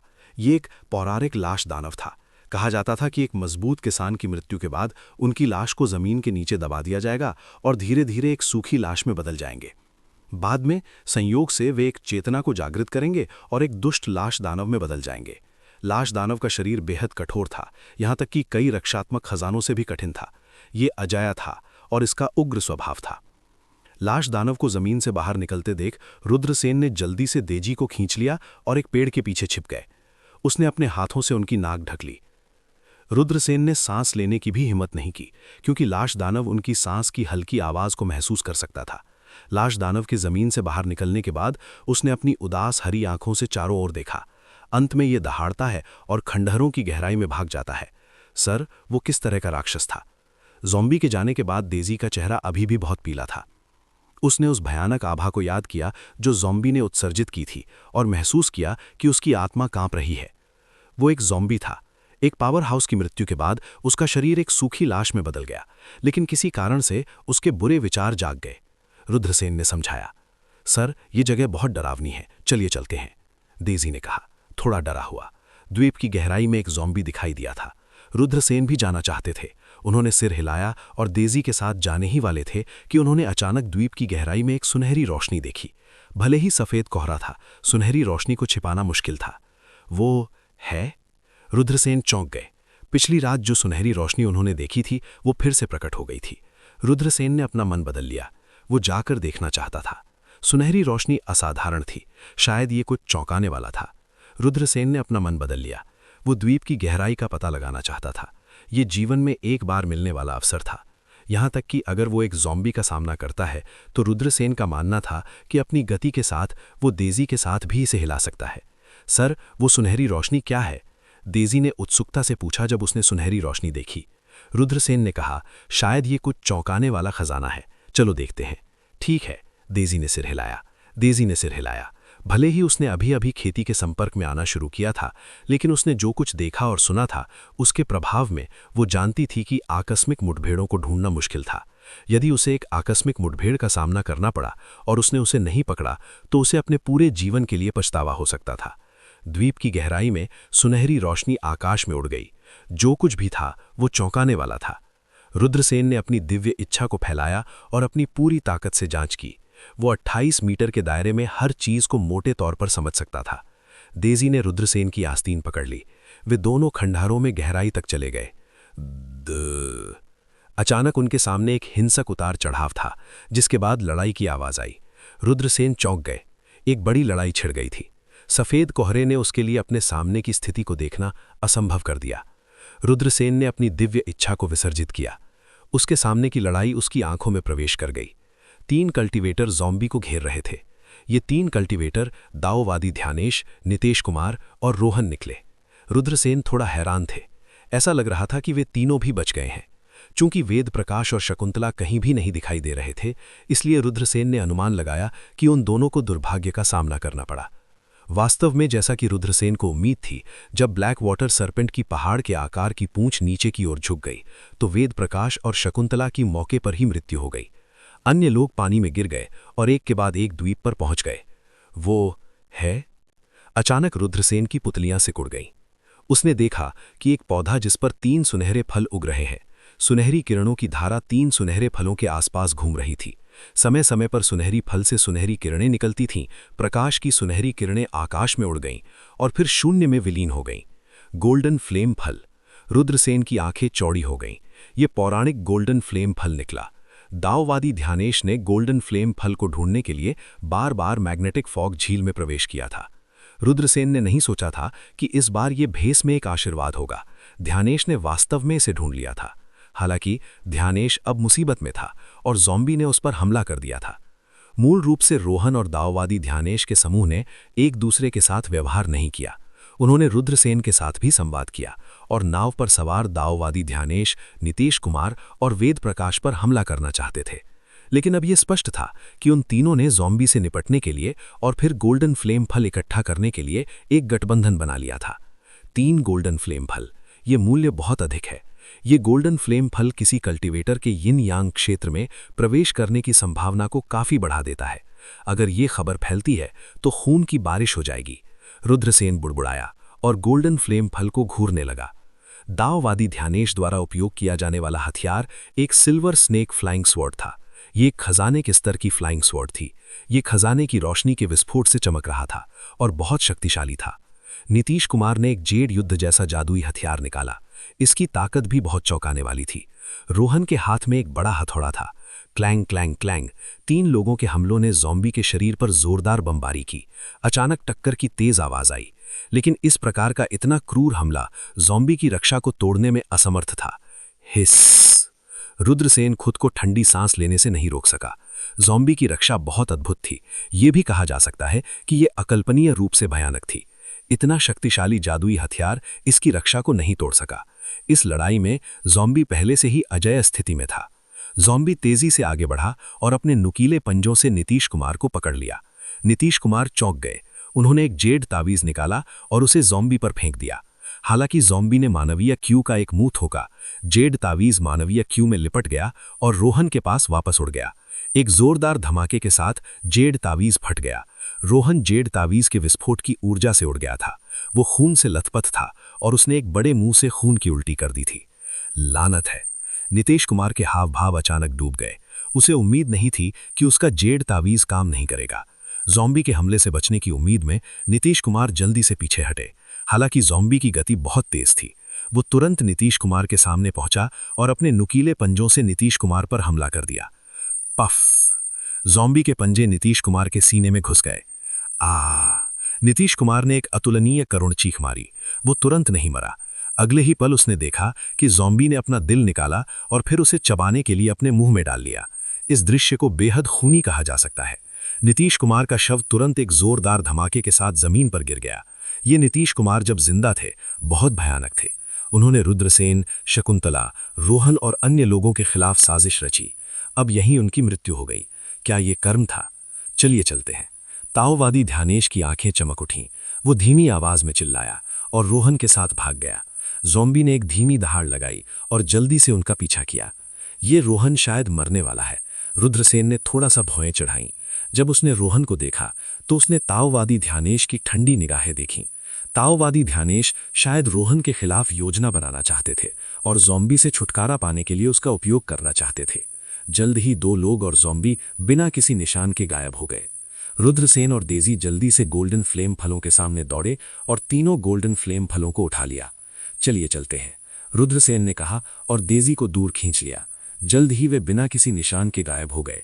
1/4 घंटे बाद दाववादी ध्यानेश, जिसका केवल एक हाथ बचा था और खून से लथपथ था, दूर से दौड़कर आया।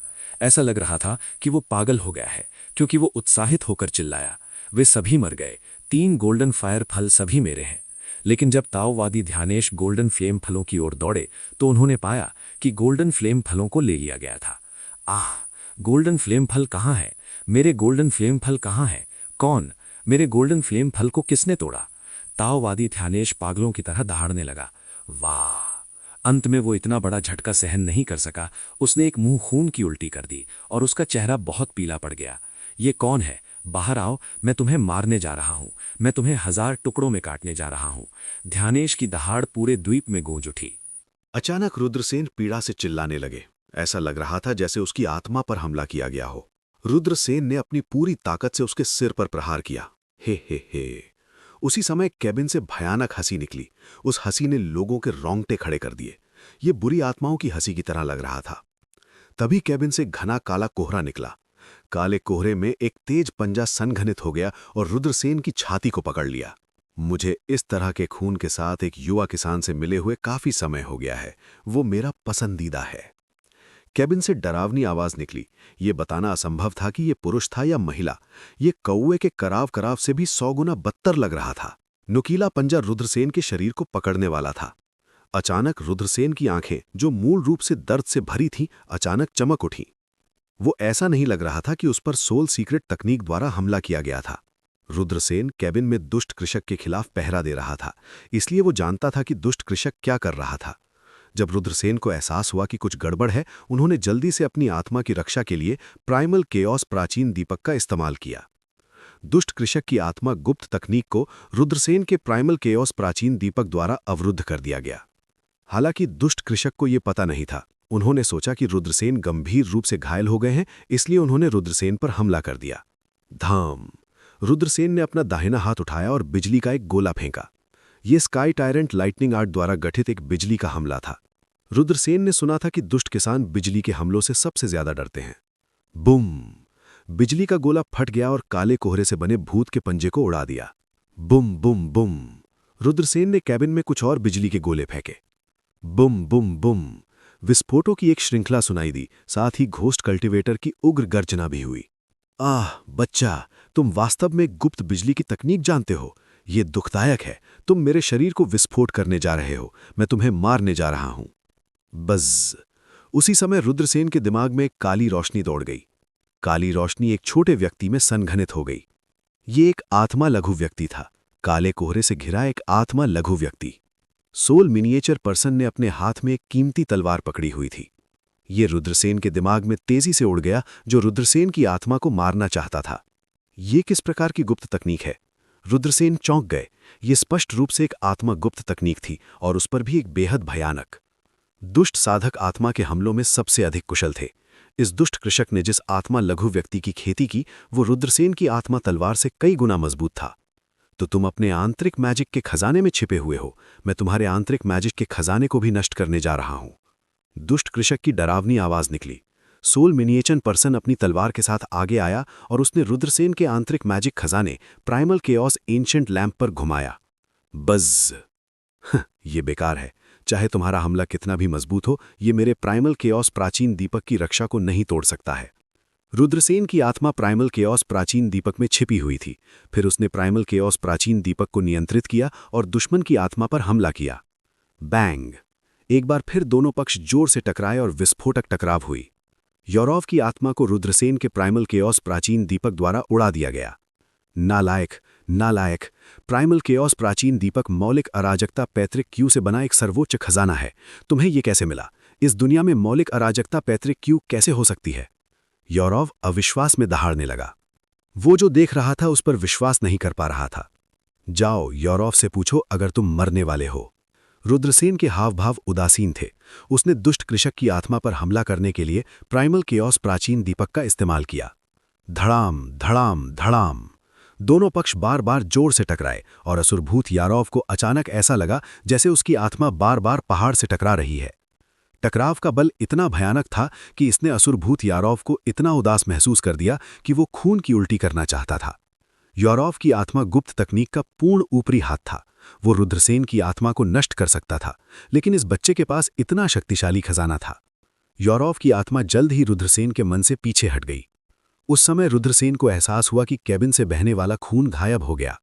ये असली खून नहीं था, बल्कि रुद्रसेन को भ्रमित करने के लिए यौरव की भ्रम तकनीक द्वारा बनाया गया एक दृश्य था। चूंकि तुम मुझे नुकसान पहुंचाना चाहते हो, इसलिए मैं पहले तुम्हें नष्ट कर दूंगा। रुद्रसेन के हाव भाव उदासीन थे। उसने कई और बिजली के गोले संघनित किए और कैबिन में फेंक दिए। यौरव गर्जना करता हुआ बोला, बच्चे, क्या तुम्हें लगता है कि मैं तुम्हें मार नहीं सकता? बज़। जैसे ही उसने ये कहा, एक उड़ती हुई तलवार उड़ी और रुद्रसेन पर चोट कर दी। उड़ती हुई तलवार बहुत शक्तिशाली थी। इसके टिमटिमाते उतार चढ़ाव ने रुद्रसेन के दिल को उछाल दिया। ये एक उच्च गुणवत्ता वाली कीमती उड़ती हुई तलवार थी। ऐसी तलवार रुद्रसेन को मार सकती है। स्लैश। उस समय डेजी पहले से ही तैयार थे। उन्होंने रुद्रसेन द्वारा दी गई उड़ती हुई तलवार निकाली और यारव की उड़ती हुई तलवार पर चोट कर दी। क्लैंग। एक सुस्त खनखनाहट की आवाज सुनाई दी जब डेजी की उड़ती हुई तलवार ने घोस्टफिंड यारव की उड़ती हुई तलवार के हमले को रोक दिया। हालांकि घोस्टफिंड यारव की उड़ती हुई तलवार अधिक शक्तिशाली थी, लेकिन थोड़े समय में डेजी की उड़ती हुई तलवार को नष्ट करना आसान नहीं था। यौरव गर्जना करता हुआ बोला, यौरव मुझ पर धमकी दे रहा है, नायक ऐसा नहीं करते हैं। रुद्रसेन ने उपहास किया, एक भूत कृषक मुझसे इस बारे में बात करता है कि मैं हीरो हूं या नहीं, क्या तुम मुझसे मजाक कर रहे हो? यौरव के आक्रमण का आक्रमण। भूत असुर यौरव ने तिरस्कार में कहा, बच्चे, तुम वास्तव में चरम सीमा पर मूर्ख हो। क्या तुम्हें लगता है कि हर भूत साधक आग की लपटों से डरता है? मैं तुम्हें बता दूं कि मैं पहले ही उस बिंदु तक खेती कर चुका हूं जहां मैं आग और पानी के प्रति अजेय हूं। साधारण आग की लपटें मुझे बिल्कुल चोट नहीं पहुंचा सकती हैं। रुद्रसेन ने कुछ नहीं कहा। उसने अपनी स्वर्गीय आग निकाली और कैबिन में उड़ गया। आह! बहुत जल्द ही कैबिन से खून जमा देने वाली चीख सुनाई दी। ये किस प्रकार की आग है? ये मुझे कैसे चोट पहुंचा सकती है? ऐसा लग रहा था कि असुर घोस्ट यारव ने बहुत कुछ देखा था और थोड़े से झटके के बाद उसे पर्पल अर्थ कोर फायर की याद आ गई। वो दहाड़ा, स्वर्गीय आग, तुम एक स्वर्गीय आग हो। तुम बस थोड़े सामान्य हो, लेकिन तुमने वास्तव में पौराणिक स्वर्गीय आग को परिष्कृत किया है। यौरव चौंक गया। साधारण लपटें उसे चोट नहीं पहुंचा सकती थीं, लेकिन स्वर्गीय आग उसे राख में बदलने के लिए पर्याप्त थी। तुम काफी जानकार हो। चूंकि तुम जानते हो कि यह स्वर्गीय आग है, इसलिए तुम आज अन्यायपूर्ण तरीके से नहीं मरोगे। यौरव चिल्लाया, तुम मुझे मार नहीं सकते। अगर तुम मुझे मार दोगे तो तुम भी इस झील में मर जाओगे। मेरे पास मैग्नेटिक फॉग झील का पूरा नक्शा है। यहां तक कि अगर मैं तुम्हें मार भी दूं, तब भी मैं एक रास्ता निकाल सकता हूं। रुद्रसेन ने यौरव की दया की दलीलों को अनदेखा कर दिया। यौरव एक अच्छा इंसान नहीं था, वो बहुत बड़ा खतरा था। उसे मारना सबसे अच्छा विकल्प था। बच्चे, मैं एक भूत कृषक हूं। क्या तुम जानते हो कि भूत कृषक किस प्रकार का अस्तित्व है? यौरव चिल्लाया। रुद्रसेन चौंक गया। यौरव से पहले वो अन्य भूत कृषकों के संपर्क में नहीं आया था, इसलिए वो नहीं जानता था कि वो किस प्रकार के अस्तित्व थे। उसने भौवें सिकोड़ी और कहा, तुम्हारा क्या कहने का मतलब है? भूत असुर यौरव ने दहाड़ते हुए कहा, भूत कृषकों के पास अपना भौतिक शरीर नहीं होता है। वे अपनी युवान आत्मा से खेती करते हैं, इसलिए उनकी आत्मा शक्ति विशेष रूप से शक्तिशाली होती है। भूत कृषकों की युवान आत्माएं आमतौर पर किसी चीज से जुड़ी होती हैं, जैसे तलवार, यहां तक कि एक चट्टान। मेरी युवान आत्मा इस भूतिया जहाज से जुड़ी हुई है। ये पहले ही 300 साल हो चुका है और मैं इस भूतिया जहाज के साथ एक हो गया हूं। अगर तुम मुझे मार दोगे तो ये भूतिया जहाज भी नष्ट हो जाएगा। उस समय तुम दोनों चुंबकीय कोहरे की झील में गिर जाओगे और मेरे साथ दफन हो जाओगे। रुद्रसेन ने भौएं सिकोड़ी। उसने नहीं सोचा था कि ऐसी कोई अजीब बात हो सकती है। वापस आओ। रुद्रसेन ने हाथ लहराया। तुरंत पर्पल अर्थकोर फायर वापस उड़ गया और रुद्रसेन की उंगलियों पर कूद गया। शायद हम अब बात कर सकते हैं, रुद्रसेन ने कहा। रुद्रसेन ने उदासीनता से कहा, मैं तुम्हें चुंबकीय कोहरे की झील से बाहर ले जाऊंगा। यारव ने ठंडे स्वर में कहा। रुद्रसेन ने उदासीनता से कहा, क्या आप हमें अंदर आमंत्रित नहीं करने जा रहे हैं? यारव ने कैबिन को घेरने वाली भयानक आध्यात्मिक ऊर्जा को हटा दिया। रुद्रसेन को इस बात की चिंता नहीं थी कि यारव उन पर फिर से हमला करेगा।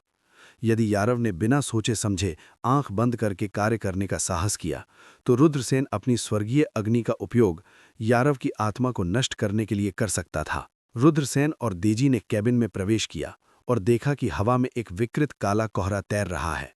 ये यारव था। भूत किसान, क्या अजीब किसान है। तुम भूत की खेती करने वाले क्यों बन गए? रुद्रसेन ने पूछा। हे। यारव हंसा। यारव भयानक रूप से हंसा। मैं भूत की खेती करने वाला क्यों बन गया? क्या तुम्हें लगता है कि मैं ना तो इंसान बनना चाहता हूं और ना ही भूत? इसके बाद मैं मैग्नेटिक फॉग लेक से गुजरा और दुखद रूप से मर गया। मेरी आदिम आत्मा ने खुद को इस जहाज से जोड़ लिया और तुरंत नहीं मरा। बाद में मुझे कुछ राक्षसी काश्तकारों की गुप्त किताबें मिली। वे भूत काश्तकारों की तकनीक थी। अब मैं ना तो इंसान बन गया हूं और ना ही भूत। यारव की आवाज अनिच्छा से भरी हुई थी। रुद्रसेन चुप थे। हर साल मैग्नेटिक फॉग लेक से गुजरने वाले कई लोग झील में दुखद रूप से मर जाते थे। ऐसी बहुत सी घटनाएं हुईं। हालांकि रुद्रसेन को यारव के साथ सहानुभूति नहीं थी। भूत साधक बनने के बाद यारव एक हत्यारा राक्षस बन गया था। वो किसी सहानुभूति के लायक नहीं था। रुद्रसेन ने उदासीनता से कहा, आपकी आत्मा ने खुद को इस जहाज से जोड़ लिया और मर नहीं गया। ऐसा लगता है कि ये जहाज खुद कुछ रहस्य छुपा रहा है। उसने जहाज के चारों ओर देखा। यारव जानता था कि उसने इसे फिसलने दिया है। जब उन्होंने रुद्रसेन की संदिग्ध निगाहों को देखा तो उनके भाव थोड़े बदल गए। यदि भौतिक शरीर नष्ट हो जाता है तो आत्मा भी जल्द ही नष्ट हो जाएगी। ये काश्तकारों की दुनिया में सामान्य ज्ञान था। हालांकि ये तथ्य कि भूत असुर यारव की आत्मा को उसके भौतिक शरीर की मृत्यु के बाद संरक्षित किया गया था, ने रुद्रसेन के संदेह को जन्म दिया था। यद्यपि रुद्रसेन को भूत साधकों की गहरी समझ नहीं थी और ये नहीं पता था कि वे अपनी आत्माओं को अन्य वस्तुओं से कैसे जोड़ते हैं, रुद्रसेन एक बात के बारे में बहुत स्पष्ट थे। इससे पहले कि वो भूत कृषक की गुप्त तकनीक प्राप्त करता, यारव की आत्मा नष्ट नहीं हुई थी क्योंकि वो नाव से जुड़ी हुई थी। ये कई बातों को समझाने के लिए काफी था। नाव के बारे में ही कुछ अजीब बातें थीं। बाद में यारव ने भूत कृषक की गुप्त तकनीक को विकसित करना शुरू कर दिया था, इसलिए नाव एक भूत नाव में बदल गई थी। रुद्रसेन ने शांति से पूछा, आप कितने समय से भूत साधक हैं? यारव रुद्रसेन से बहुत बात नहीं करना चाहता था क्योंकि उसे चिंता थी कि वो फिर से फलियां उगल देगा। हालांकि रुद्रसेन के तरीके बहुत शक्तिशाली थे और उन्होंने उन्हें रोक दिया। यदि उसने मना कर दिया तो यारव चिंतित था कि रुद्रसेन उससे फिर से निपटने के लिए उन भयानक तरीकों का उपयोग करेगा। यारव ने अनिच्छा से कहा, मैं 300 सालों से भूत नाव से जुड़ा हुआ हूं और मैं 200 सालों से भूत की खेती कर रहा हूं। रुद्रसेन ने कहा, आपने भूत कृषक बनने के लिए 100 साल बिताए। आपकी साधना प्रतिभा वास्तव में टीएस के। जब रुद्रसेन की तिरस्कारपूर्ण अभिव्यक्ति देखी तो यारव तुरंत क्रोधित हो गया। भूत काश्तकारों की अपनी गरिमा होती है। इसके अलावा भूत काश्तकार नॉर्मल काश्तकारों की तुलना में अपनी गरिमा को अधिक महत्व देते हैं। यारव ने समझाया, तुम क्या जानते हो? भूत काश्तकार सबसे कठिन साधक होते हैं। 100 साल में भूत साधक बनना ही एक सुपर जीनियस माना जाता है। मैं भूत काश्तकार बन गया और अगले 200 सालों तक खेती की। मेरी वर्तमान आत्मा शक्ति 8वें चरण के यिन यांग क्षेत्र के विशेषज्ञ के बराबर है। जब मेरी आत्मा शक्ति एक क्रिएशन दायरे के कल्टीवेटर के स्तर तक पहुंच जाएगी तो मैं मैग्नेटिक फॉग लेक को छोड़ने में सक्षम हो जाऊंगा। रुद्रसेन ने मुस्कुराहट से कहा, आप 100 साल में भूत कृषक बनने में कामयाब हो गए। ये इससे पहले कि आप भूत कृषक बने 100 साल पहले की बात है। फिर भी आपकी आत्मा नष्ट नहीं हुई थी। ये वास्तव में चौंकाने वाला है। तुम्हारे इस जहाज पर किस प्रकार का खजाना है? यारव के हाव भाव बार बार बदल रहे थे। उसे लगा कि रुद्रसेन सिर्फ लापरवाही से बातें कर रहा है, लेकिन उसे उम्मीद नहीं थी कि वो फिर से रुद्रसेन द्वारा धोखा खा जाएगा। यारव ने रुद्रसेन को घृणित और बेशर्म होने के लिए अपने दिल में शाप दिया, लेकिन उन्होंने रुद्रसेन के प्रश्न का उत्तर नहीं दिया और बस चुप रहे। पर्पल अर्थकोर फायर रुद्रसेन की उंगलियों पर नाचता रहा। रुद्रसेन ने कहा, यदि आप मेरे साथ सहयोग नहीं करते हैं तो मैं आपको केवल पर्पल अर्थकोर फायर का स्वाद चखने दे सकता हूं। बव्वा, बहुत दूर मत जाओ। हम चुंबकीय कोहरे की झील में हैं। यदि आप मुझे बहुत दूर धकेलते हैं तो हम बस साथ मर जाएंगे। यारव ने गुस्से से दहाड़ते हुए कहा। उसकी ठंडी आंखें रुद्रसेन को घूर रही थीं, मानो वो रुद्रसेन को जिंदा खा जाना चाहता हो। रुद्रसेन ने उपकास किया। यदि एक सामान्य किसान उन्हें इस तरह से धमकी देता तो रुद्रसेन उतावलेपन का कार्य नहीं करता था। हालांकि रुद्रसेन ने यारव की धमकी की बिल्कुल परवाह नहीं की। जीवित रहने के लिए यारव ने भूत कृषक बनने में संकोच नहीं किया। इससे ये पता चलता है कि यारव मौत से बेहद डरता था। तो देखते हैं कि क्या मैं इस टूटे हुए जहाज को जलाने की हिम्मत करता हूं। इसके अलावा मेरे पास आपको नियंत्रित करने का एक नक्शा है, इसलिए मेरे लिए चुंबकीय कोहरे की झील से सफलतापूर्वक गुजरना मुश्किल नहीं होगा। उस समय तुम्हें जलाकर मार डालना देर नहीं होगी। रुद्रसेन ने यारव को धमकी दी।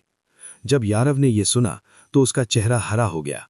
उसने मन ही मन सोचा, कि भूत खेती करने के लिए उसे बहुत कठिनाइयों का सामना करना पड़ा है। वो नहीं जानता था कि व्यक्तिगत स्तर तक पहुंचने के लिए उसे कितनी कठिनाइयों से गुजरना पड़ा है। शायद 100 साल से भी कम समय में वो इस शापित चुंबकीय कोहरे की झील को छोड़कर एक सामान्य व्यक्ति की तरह रह सकता है, लेकिन अब वो इस बव्वा के हाथों मरने वाला है। वो इस तरह मरने को तैयार नहीं था। मैं तुम्हें अभी के लिए सहन करूंगा। 100 सालों बाद मैं इस चुंबकीय कोहरे की झील को छोड़कर मांस और रक्त के शरीर की खेती कर सकूंगा। उस समय मैं निश्चित रूप से तुम्हें टुकड़े टुकड़े कर दूंगा। जब उसने इस बारे में सोचा तो यारव ने एक गहरी सांस ली और कहा, यह जहाज मूल रूप से एक अत्यंत शक्तिशाली कृषक का था और यह स्वर्गीय नक्षतारा आत्मा पन्ना के एक टुकड़े के साथ जड़ा हुआ था। मेरी आदिम आत्मा इस नक्षतारा आत्मा पन्ना के टुकड़े से जुड़ी हुई थी। यही वजह थी कि यह नष्ट नहीं हुई। स्वर्गीय नक्षतारा आत्मा पन्ना। रुद्रसेन ने ठंडी हवा का एक झोंका चूस लिया। उसने फायर किलिन से सुना था कि यह हेवनली स्टार सोल जेड एक प्रकार का जेड है जो मिल्की वे वर्ल्ड की गहराई में चमकीले मून पर पैदा होता है। मून सितारों का राजा है।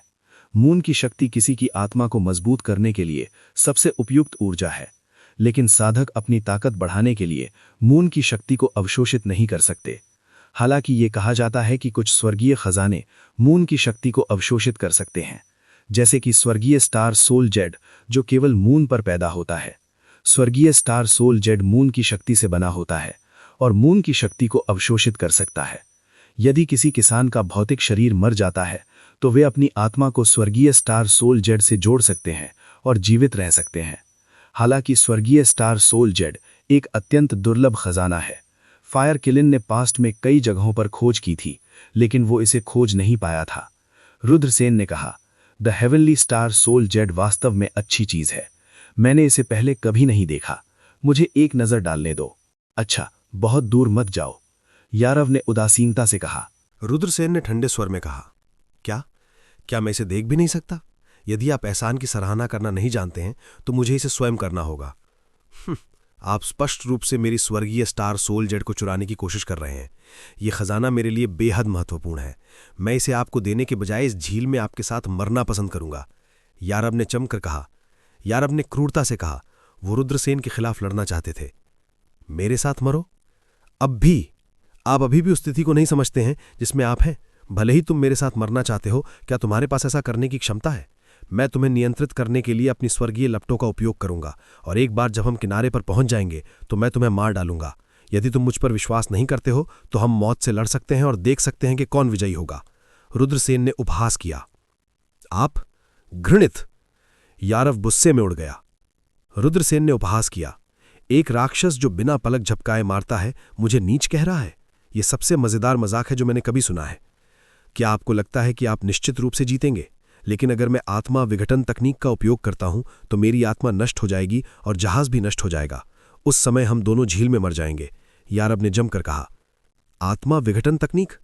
रुद्रसेन मदद नहीं कर सका लेकिन शाप दिया। यारव काफी कुछ आत्मा तकनीकों को जानता था। रुद्रसेन जानता था कि वो यारव को एक कोने में मजबूर नहीं कर सकता था।